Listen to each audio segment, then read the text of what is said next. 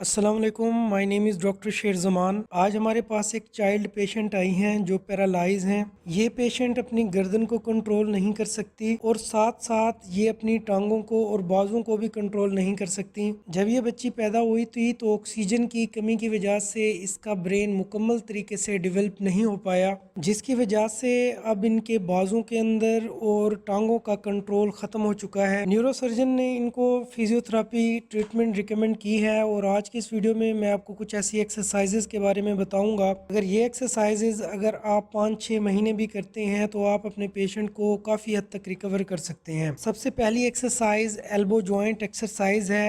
Elbow joint के ऊपर हम पेशेंट को फ्लेक्शन और एक्सटेंशन मूवमेंट परफॉर्म करवाते हैं। इस मूवमेंट की वजह से बाइसेप और ट्राइसेप मसल्स के अंदर जो स्टिफनेस है उस स्टिफनेस को कम किया जाता है और इस एक्सरसाइज की वजह से बाइसेप मसल्स और ट्राइसेप मसल्स स्ट्रॉन्ग होते हैं। इस एक्सरसाइज के हम 3 सेट करेंगे और हर सेट के अंदर 30 रेपिटेशन होना बेहद ज़रूरी है और ये एक्सरसाइज आप दिन में 3 बार लाजमी करें। Second exercise shoulder joint exercise है। पेशेंट की पोजीशन बिल्कुल सेम होनी चाहिए और हमने शोल्डर जॉइंट के ऊपर फ्लेक्शन और एक्सटेंशन एक्सरसाइज परफॉर्म करवानी है।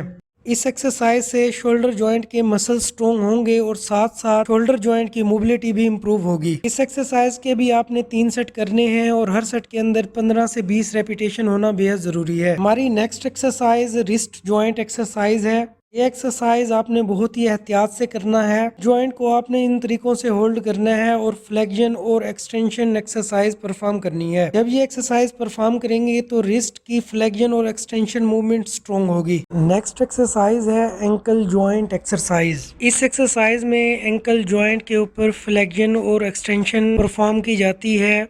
जब भी इस तरह के पेशेंट खड़े होते हैं तो उनके पाँव मुड़ जाते हैं, बेंड हो जाते हैं। इन मसल्स को स्ट्रॉन्ग करने के लिए और जॉइंट को मोबिलाइज रखने के लिए ये एक्सरसाइज परफॉर्म की जाती है।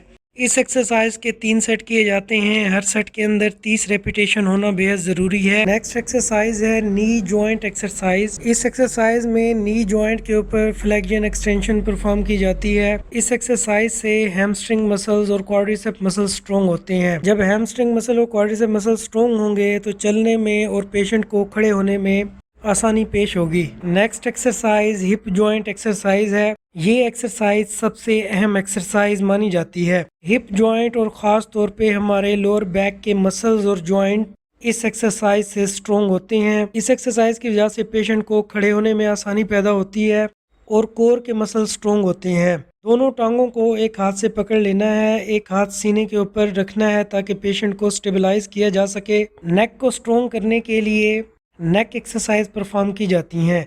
पेशेंट को सीधा लिटा देना है। पहले फ्लेक्शन और एक्सटेंशन एक्सरसाइज परफॉर्म की जाती है। पेशेंट का सर ऊपर की तरफ और नीचे की तरफ मूव किया जाता है। इससे हमारे नेक के मसल स्ट्रॉन्ग होते हैं। Next exercise neck exercise side to side exercise perform की जाती है। पेशेंट का हेड को साइड टू साइड मूव किया जाता है। इससे पेशेंट के नेक के साइड के मसल्स भी इम्प्रूव होंगे और स्ट्रॉन्ग होंगे। इस एक्सरसाइज के 3 सेट किए जाते हैं और हर सेट के अंदर 15 से 20 रेपिटेशन होना बेहद ज़रूरी है। अगर आप ये तमाम एक्सरसाइज परफॉर्म करते हैं तो चंद हफ्तों या महीनों के अंदर आप अपने पेशेंट के अंदर हैरत अंगेज बेनिफिट्स नजर आते हैं। ऐसे इन्फॉर्मेटिव वीडियोस देखने के लिए हमारे इस चैनल को लाइक करें, शेयर करें, सब्सक्राइब करें। कोई भी क्वेश्चन हो तो आप कमेंट सेक्शन में हमसे पूछ सकते हैं।